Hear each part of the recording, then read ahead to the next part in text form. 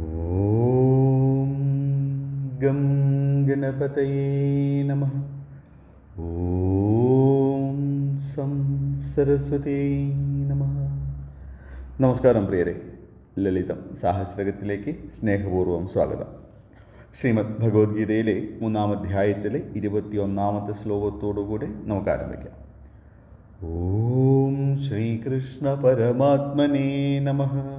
അഥ ശ്രീമദ് ഭഗവത്ഗീതായ കർമ്മയോഗോ നാമ്നേ തൃതീയോധ്യായേ ഏകവിംശതി ശ്ലോകഃ. യദ്യദാചരതി ശ്രേഷ്ഠഃ തദേവേതരോ ജനഃ സ യത് പ്രമാണം കുരുതേ ലോകഃ തദനുവർത്തതേ. ശ്രേഷ്ഠന്മാർ എന്തെല്ലാം ചെയ്യുന്നുവോ അതുതന്നെയാണ് മറ്റുള്ള ജനങ്ങളും ചെയ്തു പോകുന്നത്. അവർ എന്തിനെയാണോ പ്രമാണമായിട്ട് സ്വീകരിക്കുന്നത് അതുതന്നെ ലോകവും അനുകരിച്ചു പോകുകയാണ്. യോഗ്യരായിട്ടുള്ളവരെ അല്ലെങ്കിൽ നമുക്ക് ആരാധ്യരായിട്ടുള്ളവരെ നാം ആരാധിക്കും എന്നുള്ളത് തന്നെയാണ് ഇതിൻ്റെ അന്തരാർത്ഥം. നമുക്ക് നാമത്തിലേക്ക് വരാം. നാമം 535. സ്വാഹ. സ്വീയം ആഹൂയതമായിട്ടുള്ള ദേവിയെ സ്വാഹ എന്ന് വിളിക്കുന്നു. എന്താണ് സ്വീയം ആഹൂയതം? കേട്ടോളൂ. ശരിയായിട്ടുള്ള ആഹ്വാനം, അതായത് നന്നായിട്ട് പറയുക, അഹത്തിനെ ഹരിക്കുക, ആത്മാവിനെ ആഹരിപ്പിക്കുക, സ്വയം അർപ്പിക്കുക, സ്വന്തമാക്കി കൊടുക്കുക. അങ്ങനെ നിരവധി വാച്യാർത്ഥങ്ങളുണ്ട്. മന്ത്രങ്ങളിലും യാഗങ്ങളിലും സർവ്വസാധാരണമായിട്ട് ഉപയോഗിക്കുന്നൊരു ശബ്ദമാണ് ഈ സ്വാഹ, അല്ലേ? സ്വാഹ ശബ്ദമില്ലാത്ത യാഗാർപ്പണങ്ങൾ അപൂർണമാണ് എന്നാണ് പറയപ്പെടുന്നത്. അഗ്നിയിൽ ആഹുതി ചെയ്യുമ്പോൾ സ്വാഹ എന്ന പദം വാക്യത്തിൻ്റെ അന്ത്യത്തിൽ ചേർത്തുകൊണ്ടാണ് സമർപ്പിക്കുന്നത്.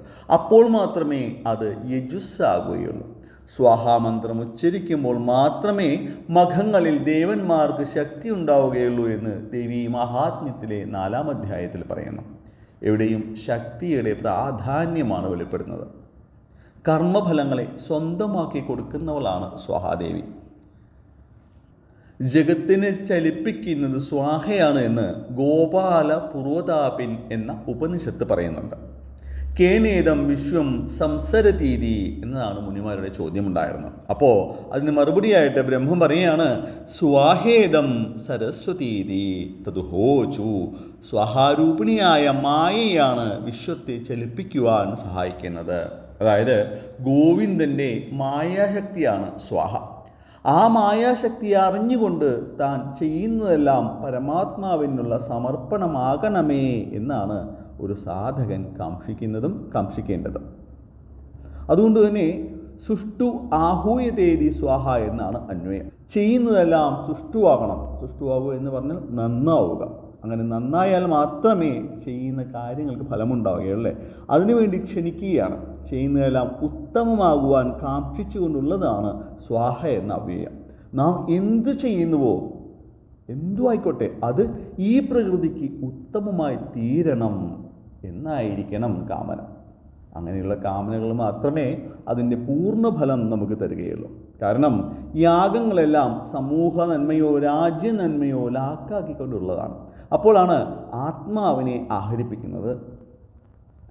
ഞാൻ ചെയ്യുന്നതെല്ലാം ഞാനെന്ന ഭാവത്തോടെ ആവരുതേ, ഈ ലോക നന്മയ്ക്ക് വേണ്ടി ആകേണമേ എന്നൊക്കെയാണ് അതിൻ്റെ ധ്വനികൾ. ഭക്തിയിലൂടെ നോക്കുമ്പോഴോ സുബ്രഹ്മണ്യൻ്റെ അമ്മയായിട്ടാണ് സ്വാഹാ സ്വരൂപത്തെ വർണ്ണിക്കുന്നത്. അതായത് സുബ്രഹ്മണ്യന് വേണ്ടിയുള്ള പാർവതിയുടെ മാതൃഭാവം. വളരെ രസകരമാണ് ആ കഥ. ദക്ഷ പ്രജാപതിയുടെ പുത്രിയായിട്ടുള്ള സ്വാഹയ്ക്ക് അഗ്നിദേവനോടായിരുന്നു പ്രണയം. എന്നാൽ അഗ്നിയാകട്ടെ ആ പ്രണയത്തെ ഗൗരിച്ചതേയില്ല. ഒരുപക്ഷെ അഗ്നിക്കത് തിരിച്ചറിയാൻ പറ്റിയില്ല എന്നായാലും മതി കേട്ടോ. അങ്ങനെ അഗ്നി പോകുന്നിടത്തൊക്കെ സ്വാഹാദേവിയും പോയിക്കൊണ്ടേയിരുന്നു. ഒരിക്കൽ സപ്തർഷികളുടെ യാഗത്തിൽ അഗ്നി സന്നിഹിതനായിരിക്കുകയായിരുന്നു.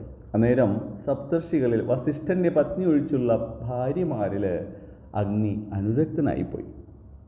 യാഗസമയം മുഴുവൻ അഗ്നി അവരെ തന്നെ ഉറ്റുനോക്കിക്കൊണ്ടിരുന്നു.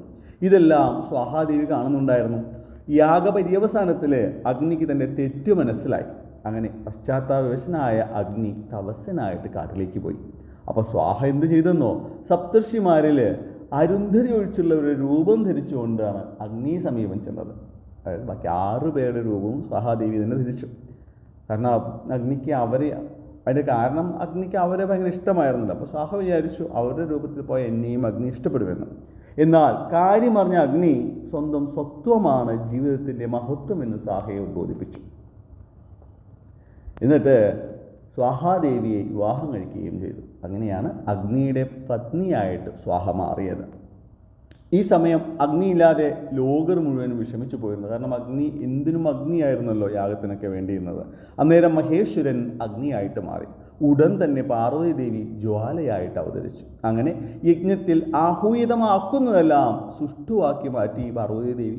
അന്നു മുതൽ പാർവതി ദേവിക്ക് സ്വാഹാരൂപിണി എന്ന നാമവും സംജാതമായി. കൂടാതെ സ്വാഹാശബ്ദമില്ലാത്ത യാഗങ്ങൾ അപൂർണമാകുന്നു എന്നാണ് മഹേശ്വരൻ ആഹ്വാനം ചെയ്തത്.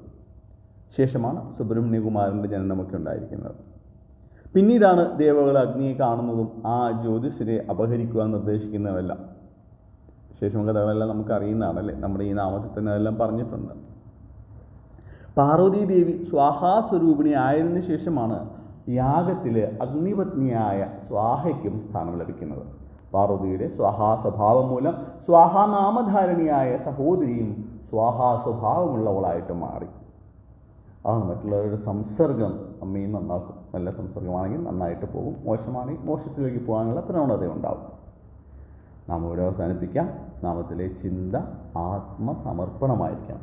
എന്ത് കാര്യം ചെയ്യുമ്പോൾ അതിൽ 100% സമർപ്പിക്കുവാൻ സാധിക്കട്ടെ എന്ന് ആശംസിക്കുന്നു. നമസ്കാര ശബ്ദം. ഓം സ്വാഹായേ നമഃ. നന്ദി, നമസ്കാരം. സർവം ജഗദംബാർപ്പണമസ്തു. അന്യഥാ ശരണം നാസ്തി ത്വമേവ ശരണം മമ. തസ്മാത് കാരുണ്യഭാവേന രക്ഷ രക്ഷ മഹേശ്വരീ.